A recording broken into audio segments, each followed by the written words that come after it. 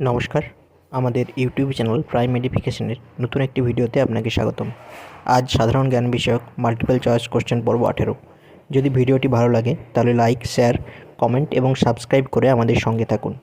Bell আইকনটি press করতে ভুলবেন না। আসুন শুরু করা যাক। আজকের প্রথম প্রশ্ন, কত সালে ভারতের রাজ্যগুলি ভাষার ভিত্তিতে বিভক্ত হয়েছিল? সঠিক উত্তরটি হবে 1956।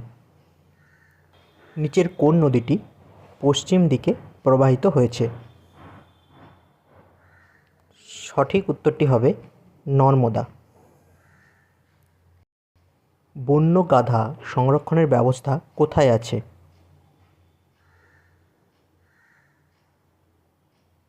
সঠিক উত্তরটি হবে গুজরাট। কোন শস্য চাষের জন্য জল জমে থাকা প্রয়োজন?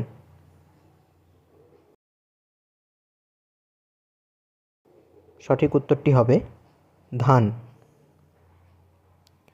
রবীন্দ্রনাথ ঠাকুর কত সালে নোবেল পুরস্কার পেয়েছিলেন?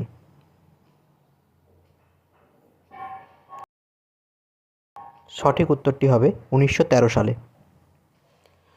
মুদ্রা রাক্ষসের লেখক কে?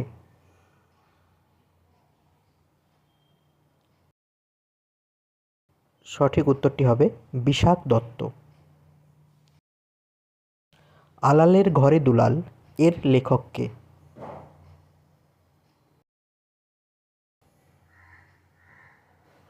সঠিক উত্তরটি হবে ত্যাগচাঁদ ঠাকুর।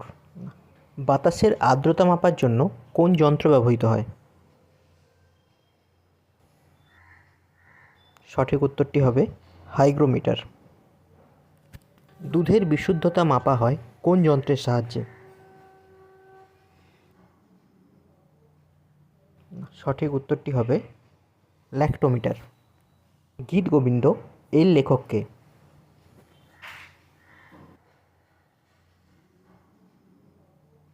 সঠিক উত্তরটি হবে জয়দেব।